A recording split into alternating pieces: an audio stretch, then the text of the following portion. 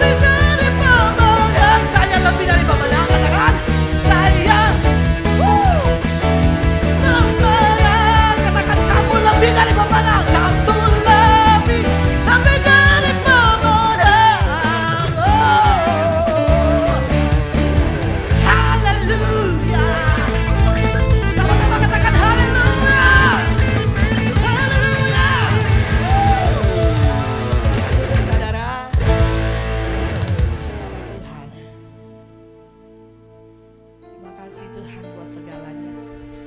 Mari masuk hadirat Tuhan lebih dalam lagi. Apapun yang terjadi dalam hidup kami tetap percaya Allah yang hidup.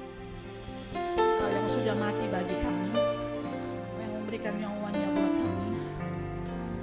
Engkau membuktikan kuasa-Mu dengan bangkit di hari yang ketiga. Kami memperoleh kemenangan daripada-Mu. Makasih Tuhan. Ku tidak takut, sebab Kau besertaku. Ku tidak bimbang,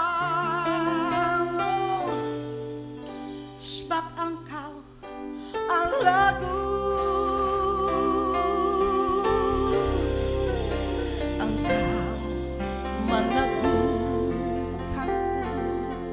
Yes. Oh, bahkan menolongku. Kau batu karangku. Yesus Tuhan.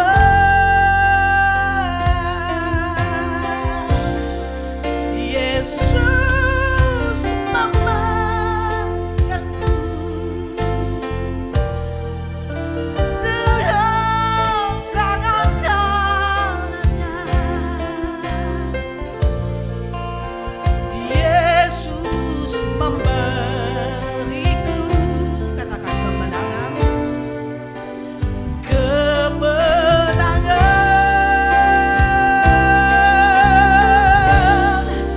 Yesus memegangku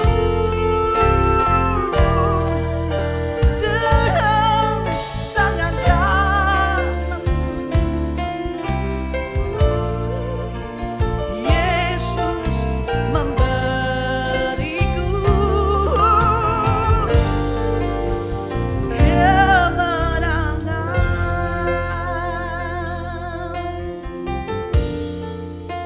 Ku tidak takut, katakan dengan iman percayamu, sebab Kau besertaku. Amin, amin. Ku tidak bimbang, sebab apa? Sebab Engkau, sebab Engkau Allahku.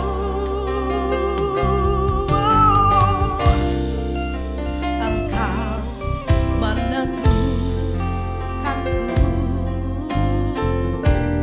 Oh, bahkan menolongku. Kau batu karangku. Yesus Tuhan. Yesus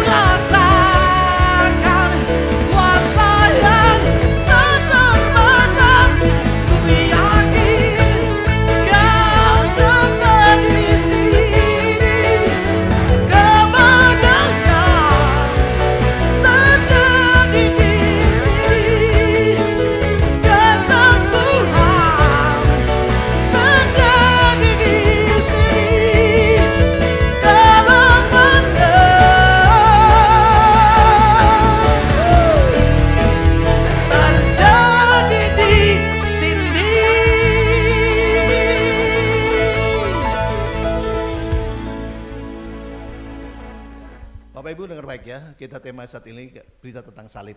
Ya, tolong dibacakan lagi ayatnya. 1 Korintus 1 ayat 18.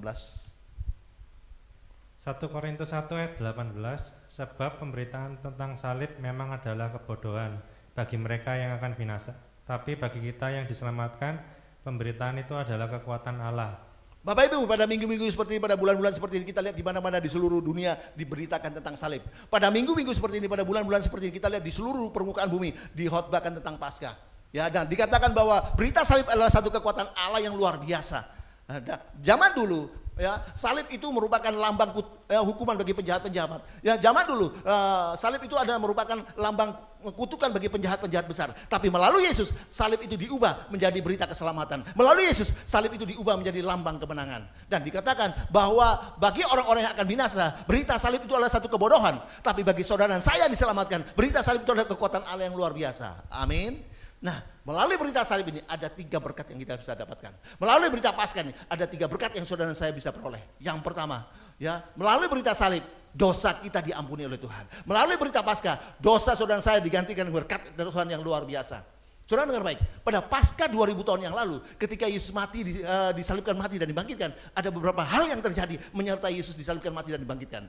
Ketika pada Paskah 2000 tahun yang lalu, ketika Yesus disalibkan mati dan dibangkitkan, ada beberapa kejadian yang terjadi yang menyertai Yesus disalibkan mati dan dibangkitkan.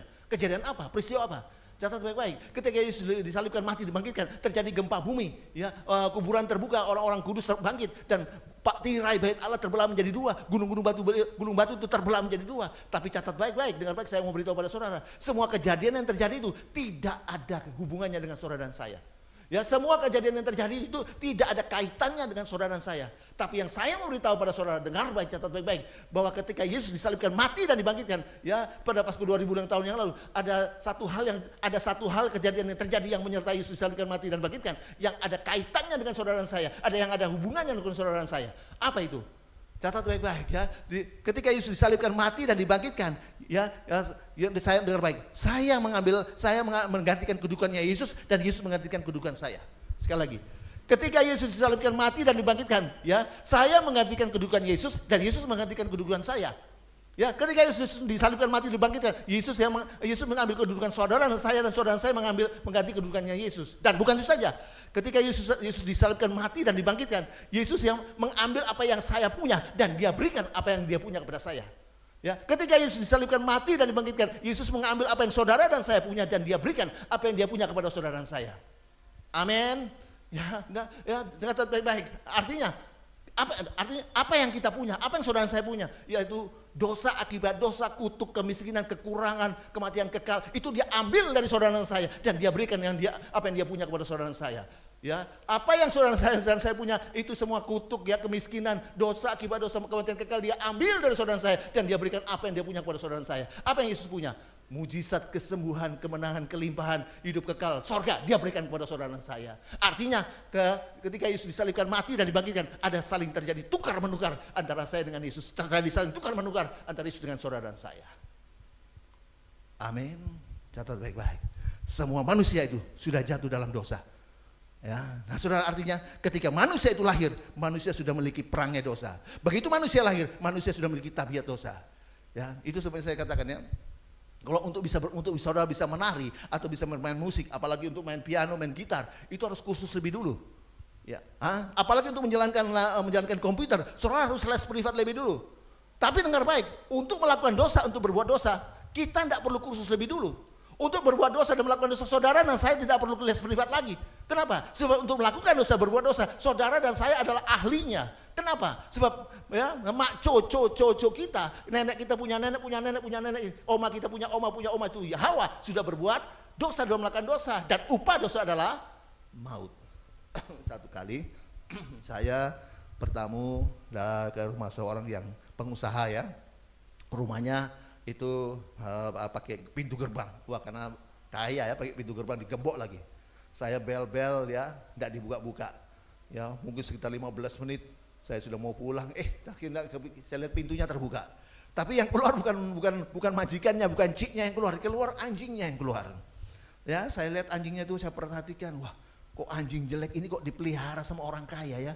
Anjingnya itu gempal ya, gempal lalu kakinya pendek, bengkok lagi ya. Lalu saya lihat kepalanya besar, ya enggak ada bulunya lagi, ya enggak ada rambutnya, kepalanya besar, matanya besar, ya, mulutnya lebar, ya, telinganya lebar, hidungnya mancung, bukan keluar tapi ke dalam, alias pesek.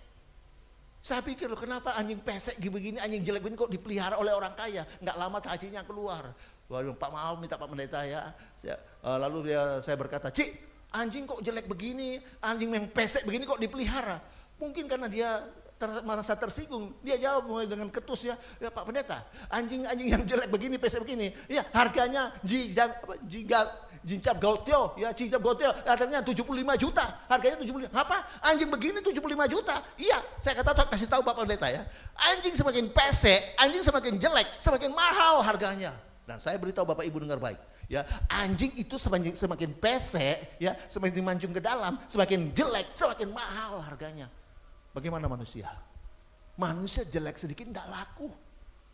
Apalagi jeleknya banyak, menjadi bahan tertawan orang. Saya punya tetangga di Manado, ya, itu orang Chinese. Dia punya anak gadis remaja, ya, kulitnya putih, ya, lalu rambutnya panjang, matanya sipit, tapi hidungnya pesek. Makanya waktu dia keluar rumah, ya, anak-anak kecil suka berteriak-teriak, sipit tapi pesek, sipit tapi pesek. Ya, lalu apa jadi anak gadis remaja ini sudah tidak pernah keluar rumah lagi karena malu. Bapak Ibu dengar baik, manusia jelek sedikit, ya, menjadi bahan tertawan orang. Ya, manusia jelek sedikit, apalagi jeleknya banyak, tidak laku, tidak payu. Tapi anjing semakin pesek, semakin jelek, semakin mahal harganya. Kenapa ini terjadi? Hanya karena dosa, nilai manusia itu turun, nilainya binatang itu naik. Hanya karena dosa, derajat manusia itu turun, derajatnya binatang itu naik. Saya satu kali juga bersama teman saya, juga hamba Tuhan, datang ke satu orang pengusaha, ini sangat kaya ya, rumahnya indah dan mewah ya, rumahnya indah mewah. Saya masuk lalu duduk, lalu saya tidak lama, pembantunya itu bawa makanan ya, makanan ya, lalu dua mangkok ya, karena saya dengan teman saya. Lalu itu isinya saya lihat agak aneh makanannya. Air sama ada serat-seratnya sedikit ya. Makanan apa ini? Lalu bagaimana cara makannya? Ya enggak lama Ciknya keluar ya. Saya bilang, Pak, ya Cik, ini makanan apa? Lalu bagaimana cara makannya? Oh, ini makanan yang paling mahal Pak Pendeta. Apa? Mahal, begini mahal. Oh iya. Ya, airnya banyak, seratnya cuma sedikit, apa ini? Ya, ini gizinya paling tinggi. Ini apa? Sarang burung walet. Sarang burung walet gizinya tinggi. Kalau gitu kalau gizinya tinggi, dirubah aja. Rubah gimana? Airnya sedikit, yang yang banyak seratnya. Oh, jangan mahal, Pak. Jangan mahal itu. Ya, lalu habis kami makan, lalu kami dibawa ke rumahnya yang bagian belakang karena mau doakan rumahnya yang bagian belakang. Wah, kami lihat rumahnya yang di bagian belakang lebih indah, lebih mewah, lebih megah dari yang dari depan. Padahal yang di depan itu sudah indah mewah. Ini yang di belakang ini lebih indah, lebih mewah, lebih megah lagi. Wah, ini yang mau didoakan. Saya pikir, wah, masih dikunci. Saya pikir ini pasti di dalamnya ini isinya ya, paling tidak ini perabot-perabot ya, barang-barang antik yang mahal harganya, atau enggak barang-barang elektronik yang mahal harganya. Tapi waktu dibuka itu kami kaget. Isinya bukan barang-barang antik yang mahal harganya, isinya bukan barang-barang elektronik yang mahal harganya. Isinya apa? Isinya karena kotoran burung walet.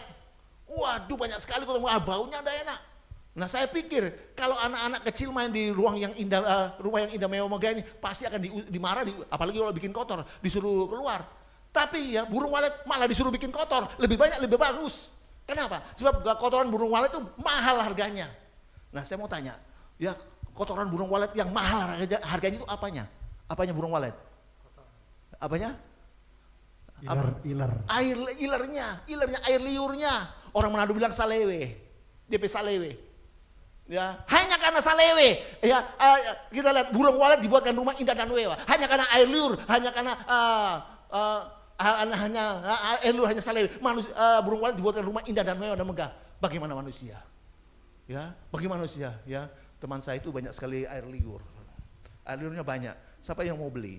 Ya, mau beli. Murah katanya, dia bilang murah saja, tidak apa-apa. Mungkin saudara berkata biar kasih lagi, tambah bayar duit, tidak mau saya. Ya, catat baik-baik, hanya karena air liur. Kalau ada orang saudara datang bertamu kepada saudara penuh air liur, penuh salewe, pasti diusir. Kalau perlu iler gitu ya, pasti diusir keluar, pasti dianggap Gila. Manusia dengar baik, ya, karena air liur, hanya karena iler, karena salewe, manusia dianggap gila, bahkan diusir keluar. Tapi burung walet, ya, karena hanya air liur, hanya karena iler, dibuatkan rumah yang indah dan mewah dan megah. Kenapa ini terjadi? Hanya karena dosa. Hanya karena dosa nilai manusia itu turun. Misalnya nilainya binatang itu naik. Hanya karena dosa nilainya, karena derajatnya manusia itu menjadi turun dan derajatnya hewan itu naik. Tapi catat baik-baik, satu berita gembira bagi saudara dan saya. Melalui berita salib, melalui berita Paskah, derajat kita yang turun dinaikkan kembali oleh Tuhan. Melalui berita salib, melalui berita Paskah, ya, nilai saudara dan saya yang turun dinaikkan kembali menjadi anak-anak raja, ahli waris kerajaan sorga. Amin. Amin. Yang kedua, melalui berita salib, melalui berita Paskah, penyakit kita disembuhkan oleh Tuhan. Amin. Yesaya 53 ayat 3-5. Yesaya 53 ayat 3-5. Yesaya 53 ayat 3 sampai dengan kelima. Ia dihina dan dihindari orang, seorang yang penuh kesengsaraan dan yang biasa menderita kesakitan. Ia sangat dihina sehingga orang menutup mukanya terhadap dia, dan bagi kita pun dia tidak masuk hitungan. Tetapi sesungguhnya penyakit kitalah yang ditanggungnya, dan kesengsaraan kita yang dipikulnya. Padahal kita mengira dia kena tulah, dipukul dan ditindas Allah. Tetapi dia tertikam oleh karena pemberontakan kita. Dia diremukan oleh karena kejahatan kita. Ganjaran yang mendatangkan keselamatan bagi kita ditimpakan kepadanya. Dan oleh bilur-bilurnya kita menjadi sembuh. Saudara dengar baik, malah ya, berkat yang kedua melalui berita Paskah, melalui berita salib, penyakit kita disembuhkan oleh Tuhan. Saudara, dikatakan Yesus yang penuh kemuliaan, dikatakan dia dihina, diludahi, ya, bahkan dia dipermalukan. Bukan itu saja, Yesus dikatakan dia adalah seorang yang penuh dengan kesengsaraan, hidupnya penuh dengan kesengsaraan. Saudara, betulnya buat apa Yesus datang ke dunia, susah-susah datang ke dunia ini? Buat apa Yesus datang ke dunia menderita sengsara? Buat apa? Lebih baik dia santai-santai ongkang-ongkang kaki di sorga memerintah daripada datang ke dunia ini susah-susah menderita sengsara lagi. Tapi Yesus lakukan karena dia mengasihi saudara dan saya. Amin. Dan kita semua tahu bagaimana Yesus itu menanggung rasa sakit yang amat sangat ketika kepalanya harus ditancapi dengan mahkota berduri. Saudara tahu, ya, mahkota itu, duri itu terbuat dari kayu yang sangat kuat, ya, namanya di Israel itu kayu besi. Ya, itu lebih kuat dari besi. Itu kayu besi, dia punya duri itu panjang dan tajam, kuatnya luar biasa. Tajamnya, panjang, tajam, dan tajamnya luar biasa dan kuatnya luar biasa. Lalu ditaruh ke kepalanya Yesus, lalu dipukul sama Balak. Paf, paf, sampai itu duri-duri yang panjang, yang tajamnya luar biasanya, yang kuatnya luar biasa masuk ke dalam kepalanya Yesus. Sehingga terjadi kepalanya Yesus itu berdarah-darah. Dan bukannya kepalanya Yesus berdarah-darah, sampai urat-urat saraf dari kepalanya Yesus itu sampai putus-putus. Saya mau beritahu pada baik, dengar baik. Ya, masuk sakit kepala hanya karena masuk angin saja sakitnya luar biasa. Apalagi ya sakit kepala karena urat saraf putus, itu sakitnya luar biasa. Kenapa Yesus lakukan? Karena dia mengasihi saudara dan saya. Kenapa Yesus lakukan? Karena dia mau ambil sakit kepala saudara, dia mau ambil stres, depresi, mungkin ada tumor di kepala saudara, dia ambil dari saudara dan saya, dan dia gantikan dengan berkatnya yang luar biasa, kesembuhan yang dari dia. Amin. Amin. Dan bukan saja, Yesus menahan rasa sakit yang amat sangat ketika kita lihat, ya, kita lihat tangan dan kakinya dipaku. Bukan dengan paku bulat, itu bukan. Dia dipaku dengan lempengan baja segi 4. Ya, lalu dia dipaku tangan dan kaki. Pakunya bukan di sini, bukan di telapak kaki, bukan telapak tangan, bukan. Ya, kalau dipakunya di telapak kaki dan telapak tangan itu tidak kuat menahan berat badannya, itu pasti dia akan roboh. Tapi dipakunya itu di tulang kering loh, ya, di betis tulang kering. Sakitnya luar biasa. Bukan itu saja, Yesus menahan rasa sakit yang amat sangat ketika punggungnya harus dicambuk. Saudara dengar baik, satu cambuk itu ada 3 utas. 2 utas itu ya ujung-ujungnya itu ada bola-bola besi berduri, dan satunya itu seperti pengait begini, ya. Kalau saudara lihat film The Passion of Christ, pernah lihat itu, ya. Ada satu cambuk itu ada 3 utas. 2 utas ujung-ujungnya berisi ujung-ujungnya adalah 2 bola-bola besi berduri, dan satunya seperti pengait. Satu kali dia cambuk nancap di punggungnya Yesus. Begitu ditarik, apa jadi, ya, daging Yesus itu tercecer keluar. Dan mungkin juga dikatakan ada beberapa organ tubuh Yesus itu tercabut keluar karena cambukan itu. Sakitnya luar biasa. Bukan saja, Yesus menahan rasa sakit yang amat sangat ketika, ya, lambungnya harus ditusuk, ditikam, bukan dengan paku. Ya, lambungnya harus ditusuk, ditikam dengan tombak. sakitnya luar biasa. Kenapa Yesus lakukan? Karena dia mengasihi saudara saya. Kenapa Yesus lakukan? Karena dia mau ambil alih semua penyakit saudara saya. Dia ambil, dia gantikan dengan mujizat kesembuhan dari Yesus bagi saudara saya. Amin. Itu sebabnya saya mau beritahu pada saudara, satu berita gembira bagi saudara saya. Ya, semua penyakit saudara saya dia sudah ambil di atas kayu salib. Pertanyaannya, ada banyak orang, apakah Tuhan mau menyembuhkan saya? Oh pasti. Ya, buktinya dia menderita karena untuk penyakit kita, bukan hanya karena dosa kita, tapi juga penyakit kita. Dia ambil, dia mati oleh bilur-bilurnya, kita ini sembuh. Amin. Ya, apakah dia mau menyembuhkan? Dia pasti mau menyembuhkan. Dia punya kerinduan juga menyembuhkan saudara saya. Kenapa? Sebab ketika kita disembuhkan, nama Yesus dipermuliakan. Amin.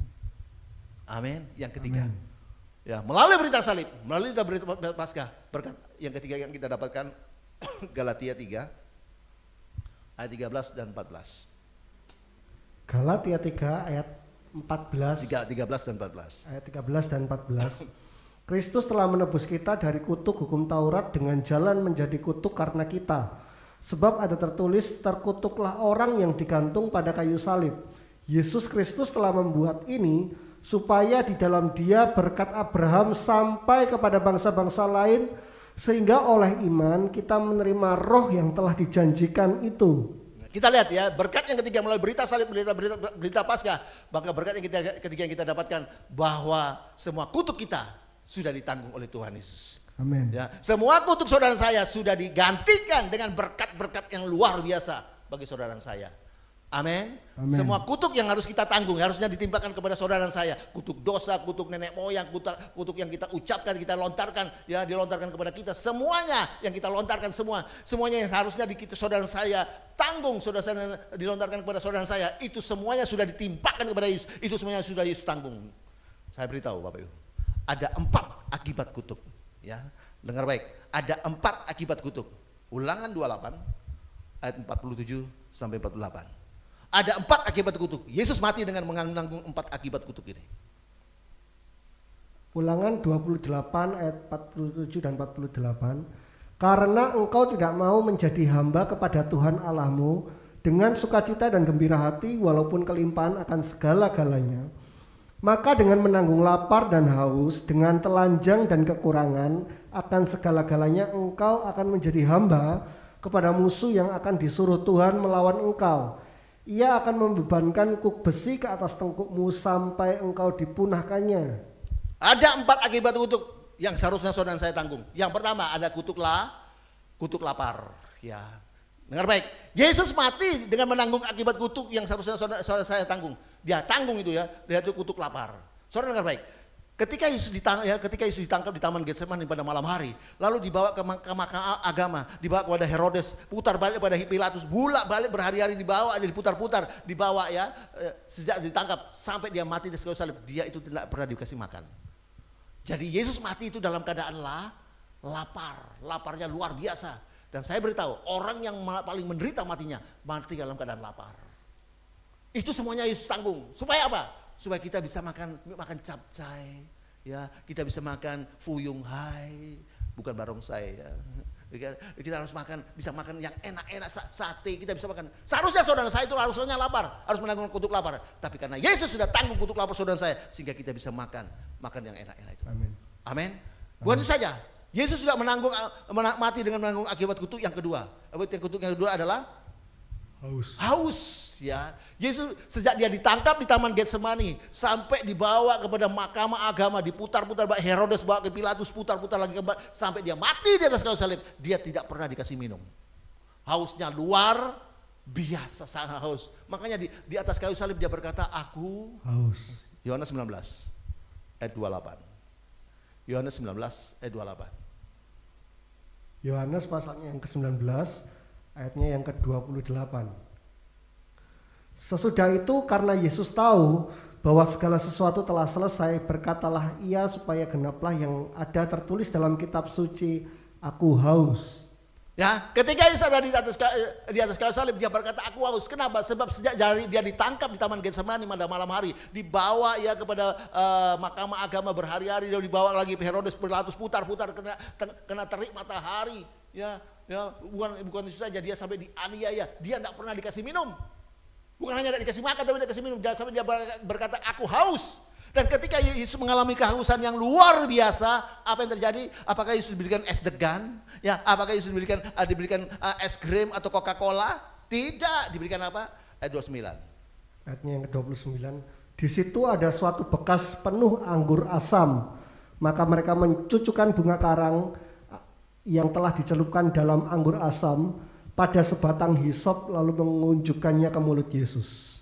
Kita lihat ya, ketika Yesus mengalami kehausan yang luar biasa, ya Yesus yang berkata aku haus. Waktu dia berkata aku haus, Yesus tidak dikasih es degan, ya, tidak dikasih ya es campur, ya, tidak dikasih dengan Coca-Cola, es grape, tidak.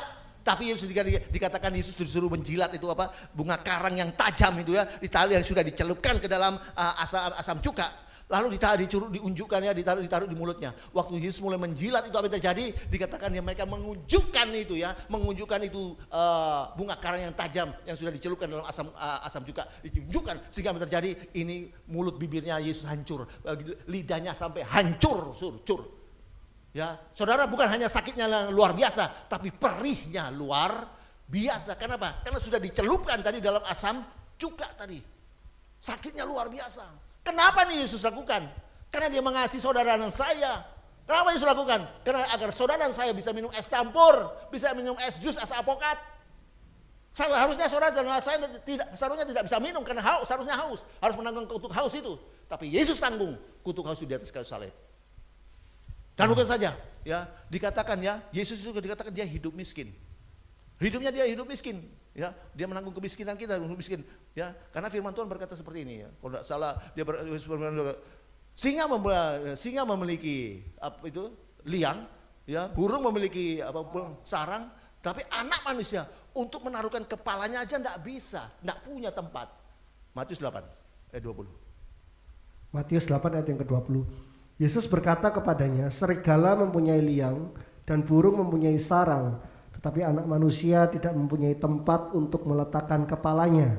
Ya kita lihat ya, anak manusia untuk menaruh aja kepalanya tidak punya tempat. Kalau singa aja punya liang, punya tempat untuk tidur. Sedangkan burung punya sarang untuk tidur.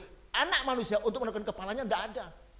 Saudara, saya mau beritahu, ketika Yesus di atas kayu salib, waktu di atas kayu salib, apakah dia pakai pakai kimono yang mahal harganya? Baik itu. Waktu Yesus di atas kayu salib, apa dia pakai jas yang mahal harganya? Dia pakai begitu? Tidak. Waktu Yesus di atas kayu salib, dia pakai sepatu beli? Tidak. Atau pakai jam Rolex? Tidak. Dia telanjang. Bahkan ada yang berkata waktu di atas kayu salib dia telanjang bulat. Ya, karena dikata firman Tuhan karena dia dipermalukan sampai matinya, dipermalukan, malah habis-habisan dipermalukan. Ya, ada yang mengatakan cuma supaya tidak porno ditutup dengan kain. Ya, saudara Bapak itu dengar baik. Dia sungguh-sungguh dibuat telanjang untuk apa? Kenapa Yesus lakukan? Karena dia mengasihi saudara saya. Kenapa Yesus lakukan? Supaya saudara dan saya bisa pakai baju yang bagus, bisa pakai jam yang mahal, bisa pakai sepatu yang bagus, bisa pakai kacamata yang mahal. Seharusnya saudara saya harus telanjang, tapi Yesus menanggung ketelanjangan saudara dan saya. Amin. Dan Yesus tadi dikatakan juga dia hidup miskin. Ya, tadi dikatakan bahwa singa itu punya liang, burung itu punya sarang, sedang anak manusia untuk istirahat saja loh, untuk meletakkan kepalanya tidak punya tempat. Ada seorang bapak berkata begini, Pak Pendeta, ya seharusnya kalau pendeta itu tidak boleh itu pakai baju-baju yang bagus. Kalau pendeta tidak boleh pakai sepatu-sepatu yang mahal, tidak boleh. Apalagi jam yang mahal tidak boleh. Harus ya pakai jas yang mahal tidak boleh pendeta itu. Loh kenapa Pak? Yesus saja miskin, hidup miskin. Itu dia bilang ya, untuk meletakkan kepalanya tidak ada. Yesus itu hidup miskin. Saya mau tanya, ya ketika Yesus melayani selama 3 tahun ya, 3,5 tahun ya, itu ketika Yesus melayani, apa dia itu miskin atau kaya? Saya mau tanya, ketika Yesus melayani ya di bumi, ya selama 3 tahun lebih itu, kira-kira dia itu kaya atau miskin? Kaya atau miskin? Ada yang bilang miskin, ada yang bilang kaya. Saya mau tahu, mana ada orang miskin waktu datang ke pesta kawin kasih sumbangan 6 gentong anggur yang paling mahal, anggur yang terbaik. Ya, mana ada orang miskin datang ke pesta kawin kasih sumbangan ya itu anggur yang terbaik, anggur yang mahal 6 gentong. Mana ada orang miskin kasih makan 5.000 laki-laki, enggak bayar, gratis dikasih makan. Mana ada orang miskin yang semua pajaknya dibayar. Yesus bukan semua pajaknya dibayar, pajaknya orang lain dibayar. Orang kaya sekarang, oh banyak pajaknya ditilep. Ya itu sana ada bagian-bagian pajak sana. Ya. Orang kaya sekarang banyak hanya pajaknya ditilep, mungkin NPWP-nya dibayar, SPPT-nya enggak dibayar. Oh, apalagi sudah mulai besar tinggi-tinggi, disingit no. Ya, disembunyikan penghasilannya. Ya. Yesus bukan hanya membayar semua pajaknya orang lain dibayari. Matius 17 ayat 27. Ketika Yesus bersama Petrus ya datang ke bait Allah, kita lihat ya. Matius 17 ayat 27. Matius 17 ayat yang ke-27, tetapi supaya jangan kita menjadi batu sandungan bagi mereka, pergilah memancing ke danau dan ikan pertama yang kau pancing tangkaplah dan bukalah mulutnya, maka engkau akan menemukan mata uang 4 dirham di dalamnya, ambillah itu dan bayarkanlah kepada mereka, bagiku dan bagimu juga. Ketika Yesus dan Petrus mau masuk ke bait Allah, di depan itu dimintai pajak, dipajaki, dimintai duit. Nah lalu saya bingung, ini yang punya bait Allah ini sopo sih? Tuhan ini sendiri, Tuhan Yesus, kok dimintai pajak? Tapi Yesus berkata apa? Supaya tidak menjadi batu sandungan bagi mereka. Dikatakan apa? Engkau mancing di sungai, ya dari ikan yang pertama kau dapatkan, di situ ada 4 dirham, bayarkan pajakku dan juga pajakmu. Ya kita lihat, pajaknya bukan hanya pajaknya Yesus saja yang dibayari, pajaknya orang lain dibayari. Saya mau tanya, Yesus itu kaya atau miskin? Saya minta tim. Yesus kaya atau miskin? Ya, saya minta tim. Ya, Yesus itu kaya atau miskin? Kayanya luar biasa. Ya, Yesus itu kayanya luar biasa. Tapi dia rela menjadi miskin. Ya, dia rela agar saudara saya menjadi kaya. 2 Korintus 8 ayat 9. 2 Korintus 8 ayat yang ke-9, karena kamu telah mengenal kasih karunia Tuhan kita Yesus Kristus, bahwa Ia yang oleh karena kamu menjadi miskin sekalipun Ia kaya, supaya kamu menjadi kaya oleh karena kemiskinannya. Yesus kayanya luar biasa, tapi dia rela menjadi miskin supaya saudara saya menjadi kaya. Dan ayat yang terakhir kita lihat ya, dalam 2 Korintus 9 ayat 8. Yesus ya sanggup membuat saudara hidup berkecukupan, bahkan berkelebihan. 2 Korintus 9 ayat 8. Tadi ayat 2 Korintus 8 ayat 9, sekarang 2 Korintus 9 ayat 8. Dan Allah sanggup melimpahkan segala kasih karunia kepada kamu, supaya kamu senantiasa berkecukupan di dalam segala sesuatu dan malah berkelebihan di dalam berbagai kebajikan. Yesus kayanya luar biasa, tapi dia rela menjadi miskin agar saudara saya menjadi kaya. Ya, dan bukan saja, Yesus sanggup membuat hidup saudara ya berkecukupan, lebih dari itu. Yesus membuat hidup saudara berkelebihan. Amin. Ada 3 berkat yang kita dapatkan melalui berita salib, melalui berita Paskah. Ada 3 berkat yang saudara saya bisa dapatkan. Yang pertama, dosa kita sudah diampuni oleh Tuhan.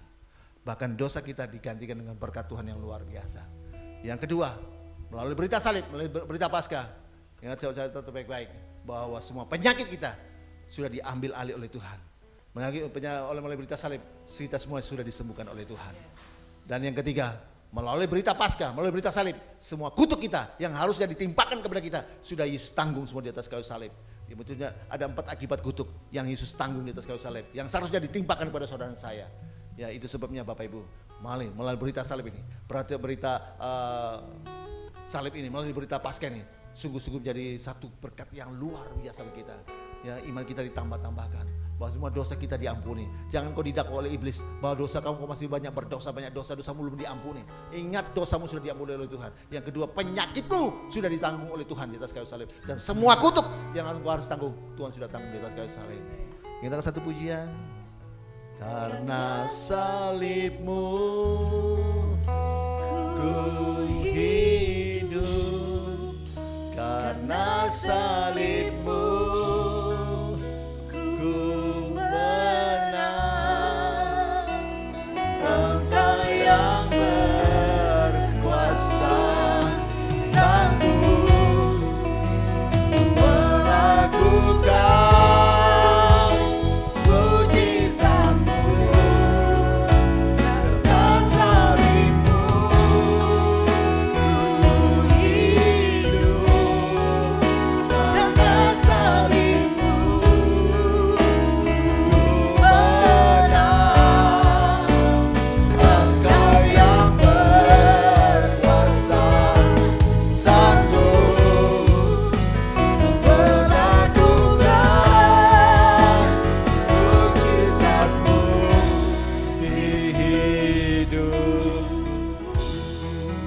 Sore hari ini Tuhan sudah melawat kita dengan firman-Nya.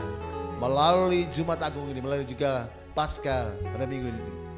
Bahwa ada 3 berkat yang kita dapatkan. Mulai berita salib, berita Paskah, 3 berkat yang sudah saya bisa dapatkan. Yang pertama, dosa kita sudah diampuni oleh Tuhan. Bahkan yang kedua, penyakit kita sudah disembuhkan oleh Tuhan.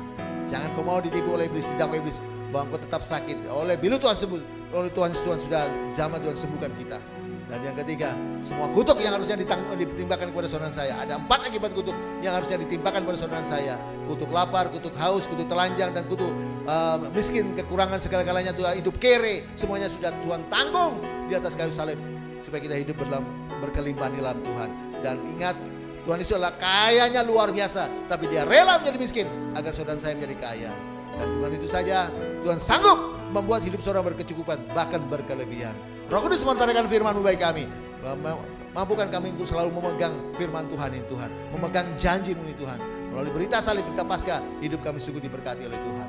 Terima kasih Tuhan, terima kasih. Berkati setiap umat-Mu, jemaat-Mu dimanapun berada.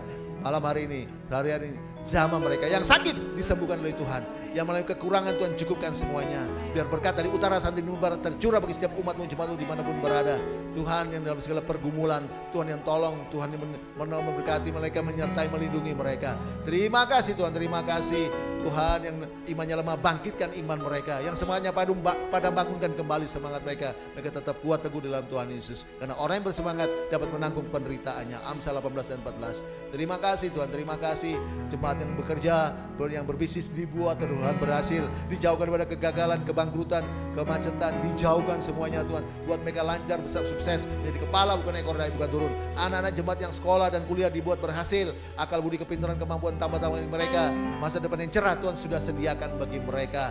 Terima kasih perlindungan atas kami semua umat-Mu, jemaat-Mu dimanapun berada. Terima kasih Tuhan, terima kasih. Kami menyerahkan juga Tuhan program-program El Roy Tuhan. Untuk doa pagi, doa Zoom meeting, dan juga ibadah YouTube, ibadah doa puasa. Semuanya, ibadah ada WA, semuanya kami serahkan semua dalam tangan Tuhan. Kami memberkati semua untuk kemuliaan bagi nama Tuhan saja. Jemaat-Mu diberkati oleh Tuhan. Terima kasih Tuhan, terima kasih. Mereka yang sudah memberikan persembahan untuk menopang pelayanan PDL Roy, kembalikan berkat lipat-lipat ganda. Tim juga sudah menopang pelayanan, kembalikan lipat-lipat ganda. Terima kasih Tuhan, terima kasih Tuhan. Itu sebabnya kami akan mengangkat tangan kami untuk menerima berkat dari Tuhan. Jemaat, angkat tanganmu dan terimalah berkat damai sejahtera dari Allah Bapa. Jaminan keselamatan, pasti selamat dijamin oleh Kristus, yang dijamin dengan kematian, kebangkitan, kenaikan, dan kedatangan Yesus yang kedua kali untuk menjemput kita dibawa masuk dalam kerajaan sorga. Dan juga pertolongan, penyertaan, perlindungan, pemeliharaan Tuhan Yesus yang luar biasa melimpah-limpah. Sukacita, damai sejahtera, dan juga penghiburan, persekutuan, kuasa urapan Roh Kudus dari Roh Kudus yang dasar luar bisa melimpah-limpah menyertai kita dari saat ini sampai Maranatha Yesus yang kedua kali dan sampai selama-lamanya. Dalam nama Yesus semua sudah terima berkat Tuhan, sama-sama katakan amin.